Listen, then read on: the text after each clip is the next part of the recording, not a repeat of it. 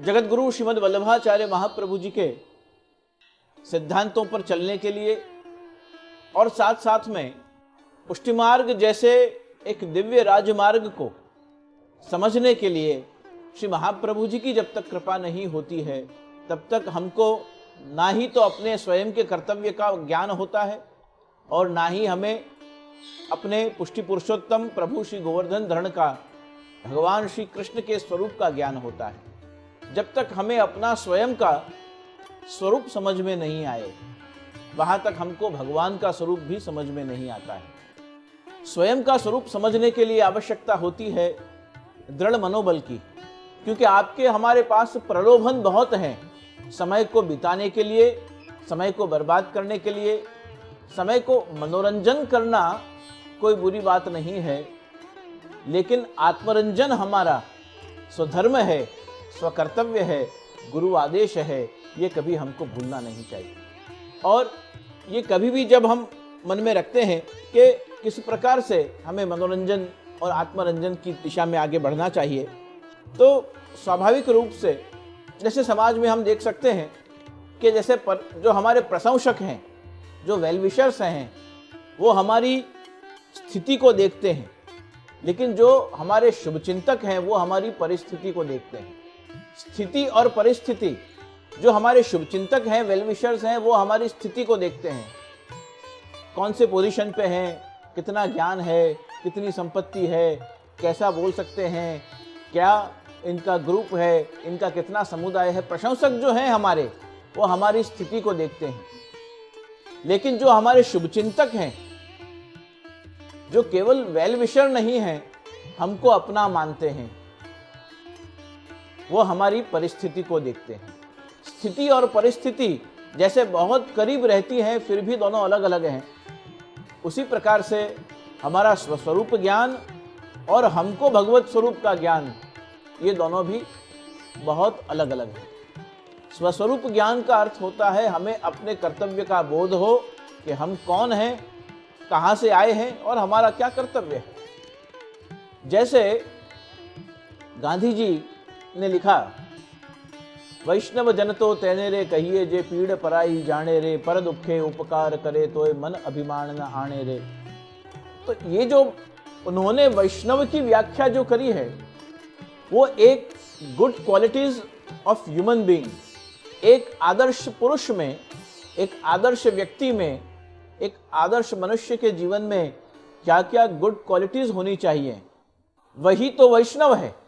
क्योंकि हमारे में स्वभाव की, वाणी की, संपर्क की, आदतों की, व्यसन की, ये सब चीजें हो और हम वैष्णव ही बने रहते हैं, लेकिन हमें सामान्य मनुष्य से ऊपर उठकर एक आदर्श व्यक्तित्व, एक सज्जन पुरुष बनना पड़ता है। और मनुष्य के जीवन में, हमारे जीवन में सज्जनता आए, उसके लिए कॉमन मैन में, सामान्य मनुष्य के जीवन में और हमारे में कुछ अंतर तो होना चाहिए। दूसरे की वाणी में और हमारी वाणी में कुछ अंतर तो होना चाहिए। दूसरे के व्यवहार में और हमारे व्यवहार में कुछ अंतर तो होना चाहिए। दूसरों के स्वभाव में और हमारे स्वभाव में कुछ अंतर तो होना चाहिए। दूसरों की जीवन शैली में और हमारी जीवन शैली में एक आदर्श पुरुष होने के नाते, एक सज्जन पुरुष होने के नाते, मनुष्य होने के नाते हमारे में कुछ अंतर तो, वैष्णव होने के नाते डे टू डे लाइफ में, हमारे रोजिंदा जीवन में भी कुछ अंतर और परिवर्तन तो होने चाहिए। और वो परिवर्तनों को जब हम जीते हैं तब धीमे धीमे जब हमें स्वस्वरूप का ज्ञान होता है, हमारे श्री कृष्ण का, हमारे प्रभु का जब ज्ञान होता है, तब एक स्तर हम और ऊपर उठकर, हमारी सज्जनता से ऊपर उठकर हम वैष्णवता की ओर प्रयाण करते हैं। और वैष्णवता की ओर जब हम आगे बढ़ते हैं तब आवश्यकता होती है हम अपने आप को पहचानें, अपने कर्तव्य को पहचानें और साथ साथ में हमारे गुरु के जो आदेश हैं, जो उपदेश हैं, उनको हम पहचानें। ब्रह्म संबंध लेने मात्र से आप में सज्जनता आ जाती है, ऐसा नहीं है। क्योंकि ब्रह्म संबंध लेते वक्त या ब्रह्म संबंध लेने के कारण आपके हमारे सभी के अलग अलग कारण हो सकते हैं। किसी को माता पिता ने कहा इसलिए ब्रह्म संबंध लिया है, किसी को भगवदियों ने कहा इसलिए ब्रह्म संबंध लिया है, किसी का सत्संग हुआ, किसी सज्जन से, किसी वैष्णव से संग हुआ इसलिए ब्रह्म संबंध लिया है, किसी ने सब ले रहे हैं तो हमने भी ले लिया है। अलग अलग प्रकार से ब्रह्म संबंध लेते हैं, लेकिन ब्रह्म संबंध लेने से हमारे में, क्योंकि जो दैवी जीव है वो ज्ञान से कि अज्ञान से, जिसको ब्रह्म संबंध हुआ है या जिसने ब्रह्म संबंध लिया है, ये बात तो निश्चित है कि उसमें कहीं न कहीं किसी न किसी कारण से कुछ दैवी अंश तो है ही। इसीलिए वो करोड़ों मनुष्य हैं, उनमें से उनकी पसंदगी आत्मनिवेदन करने के लिए, ब्रह्म संबंध लेने के लिए उनकी पसंदगी की गई है।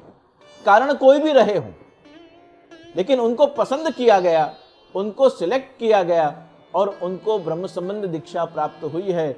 इसका अर्थ ये होता है कि उनके पूर्व जन्म के संस्कार के कारण या भगवत कृपा से कहीं न कहीं उनमें वो दैवी अंश विराज रहा है, जिसके कारण से वो इस जन्म में ब्रह्म से संबंध कर सके।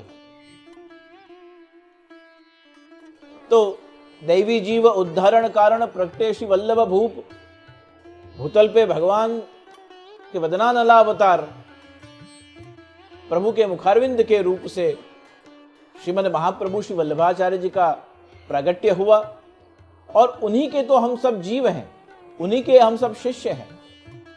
गुरु द्वार, गुरु माध्यम कोई भी हो सकता है। महाप्रभु जी की बात को, वाणी को, दीक्षा को देने का अधिकार उनके वंशजों के पास श्री महाप्रभु जी ने रखा है। वंश परंपरा का प्रकार स्वीकार किया गया है। उसके कई लाभ हैं, उसके कई अलग अलग प्रकार से मनुष्य के जीवन के उत्थान के लिए और पुष्टि भक्ति मार्ग को समझने के लिए, इस कराल कलिकाल में कली कलमश को धोने के लिए पुष्टि मार्ग बहुत आदर्श रूप से हमें लाभप्रद हो सकता है।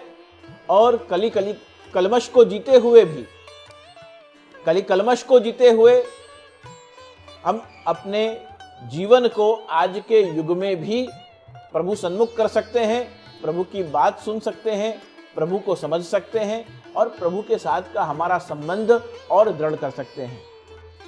ये दैवी अंश हमारे में है। बहुत से ब्रह्म संबंधी वैष्णव ऐसे भी हैं जिनको सत्संग में रुचि नहीं है, जिनके घर पे सेवा नहीं विराजती है, या जिनको हवेली जाना, मंदिर जाना पसंद नहीं है, या फिर वो लगभग अवॉइड करते हैं कि हमको वैष्णव का संग नहीं करना है।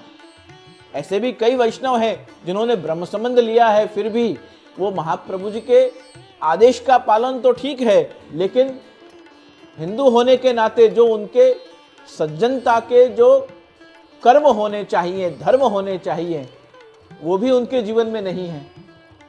तो बोले उनका उद्धार कैसे होगा, वो कैसे सन्मुख होंगे, उनको ठाकुर जी कैसे शरण में लेंगे। श्री महाप्रभु जी ने बहुत सुंदर आज्ञा करी है कि अज्ञानाद अथवा ज्ञानाद कृतमात्म निवेदनम, ब्रह्म संबंध लेते वक्त ज्ञान से कि अज्ञान से जब कभी भी आप आत्मनिवेदन करते हैं, जो भक्ति का बीज दैवी अंश के कारण आपके हृदय में विराजमान है, ब्रह्म संबंध रूपी वो शब्द वर्षा हृदय पर, अनुग्रह वृष्टि हृदय पर, उस बीज पर होने के कारण से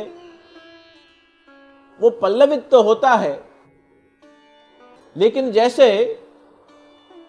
बहुत हजारों वर्ष की तपस्या करने के बाद भी किसी अपराध के कारण, किसी दोष के कारण उसे उस फल का आस्वाद नहीं ले सकता है, उसे वो साधना का फल प्राप्त नहीं होता है, उसी प्रकार से ब्रह्म संबंध लेने के बाद भी जिसके जीवन में परिवर्तन नहीं आता है, उसने कहीं न कहीं जो एक आदर्श मनुष्य के सद्गुण हैं उनकी अपेक्षा अपने जीवन में करी है। श्री महाप्रभु जी के मार्ग को समझने के लिए महाप्रभु जी ने यह कभी भी नहीं कहा कि आपको हिंदुत्व के कारण से, जो हिंदू धर्मावलंबी होने के कारण से जो आपके कर्तव्य हैं, जो आपके उत्तरदायित्व हैं, उनका निर्वाह नहीं करना चाहिए। पुरुषों को तिलक लगाने की आज्ञा करी है,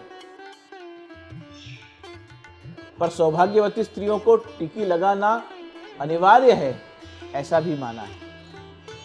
वैष्णव होने के नाते कंठी पहननी चाहिए, पर सौभाग्यवती हैं तो मंगलसूत्र भी धारण करना चाहिए। एकादशी का व्रत करना चाहिए, पर अपन हिंदू हैं, जयंतियों का व्रत भी करना चाहिए। इसी प्रकार से श्राद्ध कर्म है, उत्तर क्रिया के कर्म हैं, जन्म समय के, किसी के परिवार में कोई जन्म होता है तो उस समय के कर्म हैं।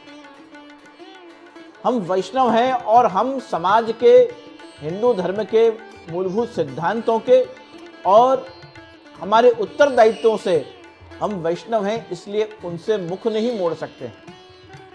उन सबको करते हुए, उन सब का पालन करते हुए हमें श्री महाप्रभु जी के सिद्धांतों को जीवन में जीना है। और वैष्णव कर्तव्य के रूप में हमारा सबसे पहला कर्तव्य तो यही है कि हम स्वयं के स्वस्वरूप को पहचानें। हम कौन हैं? तो 3 जवाब हमारे पास आते हैं। हम मनुष्य हैं, हम भारतीय हिंदू धर्मावलंबी हैं, और तीसरा जवाब आता है हमने ब्रह्म संबंध लिया है, इसलिए हम वैष्णव हैं। ये हमारा स्वरूप ज्ञान, हम कौन हैं, हु आर वी। तो ये 3 बातें सामान्य रूप से हम देख सकते हैं, लेकिन हमारा क्या कर्तव्य है, उसके लिए भी 3 बातें हमें समझनी चाहिए। सबसे पहला हमारा कर्तव्य तो यह है कि श्री महाप्रभु जी के आदेश का पालन किया जाए। दूसरी बात यह है कि हमारे जीवन में हिंदू धर्म की सभी परंपराओं को जीते हुए उसके यशकलगी रूप पुष्टि मार्ग के सिद्धांतों का स्वीकार करते हुए जीवन में परिवर्तन लाया जाए। और तीसरी बात यह है कि हमारे वैष्णव का मन, बुद्धि, विचार, परिवार और घर कभी भी कृष्ण रहित नहीं होना चाहिए। ये चारों चीज कृष्ण सहित ही होनी चाहिए। हमारा घर कभी ऐसा ना हो कि जहां श्री कृष्ण है ही नहीं। हमारे मन में, हमारे वाणी में, हमारे व्यवहार में कभी भी न हमको न किसी और को यह प्रतीत होना चाहिए कि यहां कृष्ण कहीं नहीं है। और हमारे घर में तो विशेष रूप से योगेश भाई शास्त्री जी बहुत सुंदर अपनी कथाओं में कहते थे कि जैसे हमारे घर में लिविंग रूम होता है, टीवी रूम होता है, सिटिंग रूम होता है, एक्सरसाइज के लिए एक रूम होता है, डाइनिंग रूम होता है, जैसे हमारे रूम में हमारे घर में फैमिली रूम होता है, स्टडी रूम होता है, लाइब्रेरी रूम होता है, ऐसे ही हमारे घर में एक प्रेयर रूम भी होना चाहिए। हमारे घर में एक भगवत स्मरण कर सकें ऐसा रूम भी होना चाहिए। हमारे घर में हम प्रभु को विराज कर सेवा कर सकें ऐसा कक्ष, ऐसा रूम भी होना चाहिए। किसी के पास स्थान का अभाव है तो जैसे मन में, विचार में, वाणी में, वर्तन में श्री कृष्ण सहित हमको रहना है, ऐसे ही हमको हमारे घर में भी कृष्ण रहित नहीं, कृष्ण सहित ही रहना है। और कृष्ण सहित जब रहते हैं तो हमारा प्रतिबिंब कृष्ण नहीं होता, लेकिन कृष्ण के प्रतिबिंब में हम अपने जीवन को कृष्णाश्रय में ही हम अपने आप को जीने के लिए सक्षम, समर्थवान बना सकते हैं। अभी कृष्णाश्रय का पाठ किया गया।